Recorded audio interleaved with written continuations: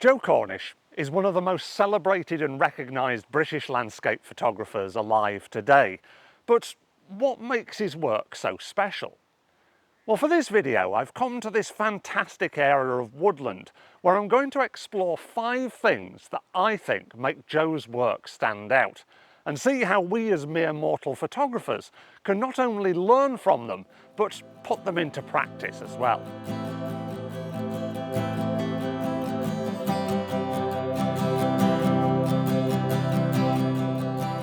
The first thing that I'd like to explore is Joe's photographic vision, the ability to translate what he sees in the natural world into beautifully coherent photographs.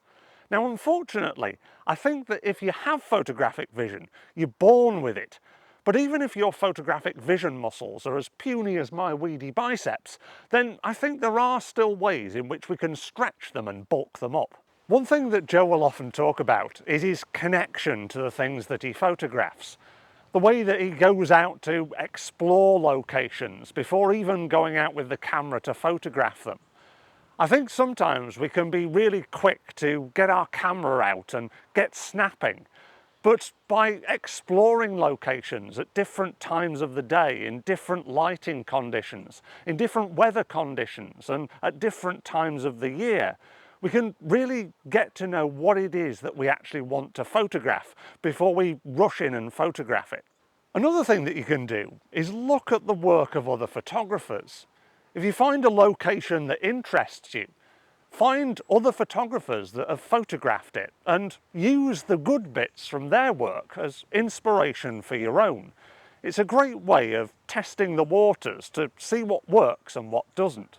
Channeling my inner Joe Cornish, this is a location that I've visited many times before, and I know that a little bit further down this path is a brilliant oak tree that I just love to photograph. So let's head over there now and explore our next element of Joe Cornish's work that really does pop, and that is, of course, light.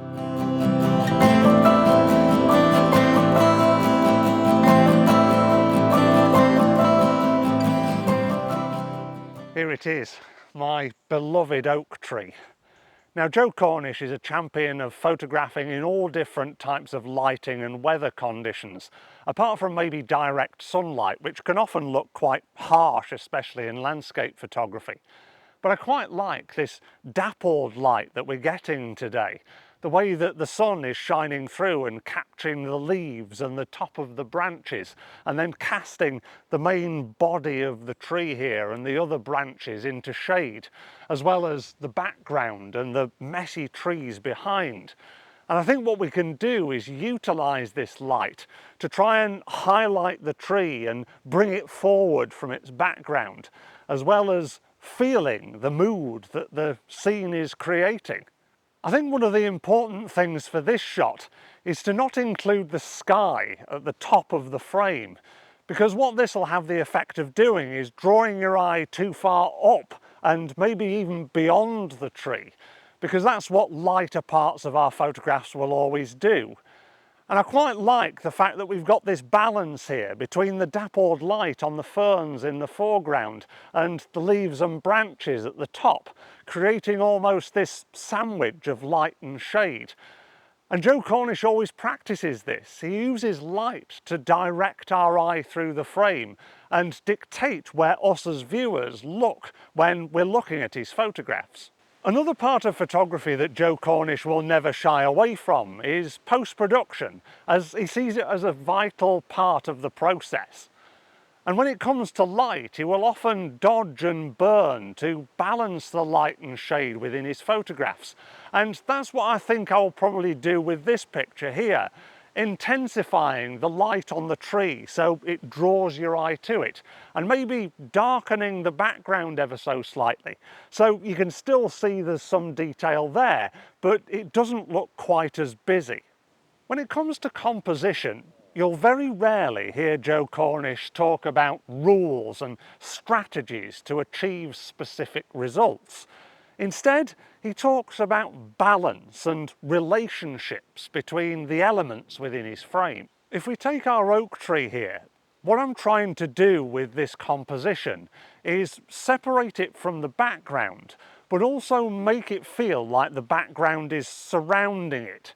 So to do that, I'm utilising those light layers, but I'm also potentially going to utilise a shallow depth of field, which is another technique that Joe Cornish uses quite a lot. Using that wider aperture can sometimes compress our composition, bringing our subject further forward in the frame and casting the background slightly out of focus, creating an extra layer of depth within the scene. I'm also constantly aware of these beautiful gnarly branches, which act as fantastic leading lines through the composition. But I have to err on the side of caution because I don't want these branches to lead so much that it takes your eye away from the tree and towards the edges of the frame. So therefore, thinking about post-production again, I could add a subtle vignette to darken the edges, to just bounce the eye back in, utilising that light. And I'm also going to select a section of this tree rather than trying to get absolutely everything in, because then I think the tree will become a little bit lost in amongst the busyness of the woodland and the lines won't have quite as much impact. When we balance the light and the relationship between the elements within the frame, hopefully it won't only present this really aesthetically pleasing scene that draws our eye in all the right directions, it'll also show off our intention for the photograph, which neatly leads me on to point number 4. For Joe Cornish, yes, the aesthetic beauty of the scene is vitally important, but so is some kind of feeling and emotional connection to the natural world that he shows off in absolutely every photograph that he makes. It was another great photographer, Don McCullum, that once said, if you don't feel anything when you make a photograph, you won't get anybody to feel anything when they look at it. And I think getting across that feeling, that connection that we have to our subject matter and the scenes that we photograph can be equally as important as making it look as beautiful as possible. When I first came across this beautiful tree, old, wizened, but yet still full of life, sprawling across the woodland floor in search of light, I formulated this story in my mind of this old, wise character of the forest being protected by all the others around it. And having these thought processes can help us to make those personal little decisions about how we utilise light and how we form the relationships between the elements within our frame, and just give it our own little personal twist. Because I think even if that doesn't come across to the viewer, having those feelings in the first place connects us more to the things that we photograph and therefore gives us more attention to detail when we're formulating the shot. In order to try and get that connection across to the viewer, Joe will often use clever titles, often with cultural references, making them recognisable, but also giving a nod to that emotional feeling that connects him with the landscape and hopefully connects the viewer with the photograph. The fifth element that makes Joe Cornish's work stand out actually goes beyond the process of making a photograph to something that I think a lot of photographers neglect, and that is audience. Joe Cornish's approach to photography can be seen as quite traditional. The processes and practices that he uses have been tried and tested over years and probably will be for decades to come. Which means that he's a great hit with budding landscape and woodland photographers like us that, like we're doing in this video, want to learn from those practices and hopefully breathe a little bit of that tradition into our own work. As well as being looked up to by other budding photographers, Joe Cornish's work has what I like to call living room wall appeal, where people who don't necessarily have an interest in the practices and processes of photography just want a real slice of the English landscape to brighten up their walls at home. And because Joe presents these photographs in such a beautiful traditional way, his name is often at the top of people's lists when they're looking at work to show on their walls. So I think it's about time that we looked at my final photograph of this tree. Has it lived up to the inspiration that Joe Cornish has given us?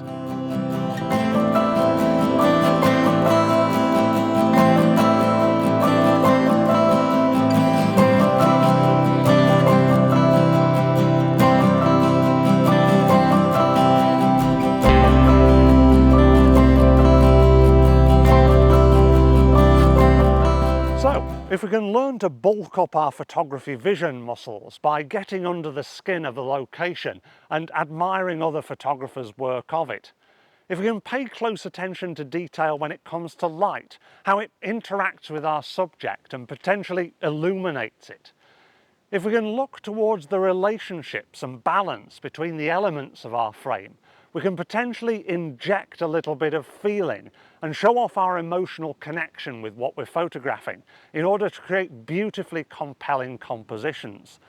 Hopefully, all of that will lead us to an audience that will really look at and appreciate our work for what it is. And if we do all that, then you never know. You might be one more step closer to becoming the next Joe Cornish. Easy, right? Anyway, if you found what we've talked about in this video interesting, then watch this video next for more inspiration. Thank you very much for watching. I'll see you again soon.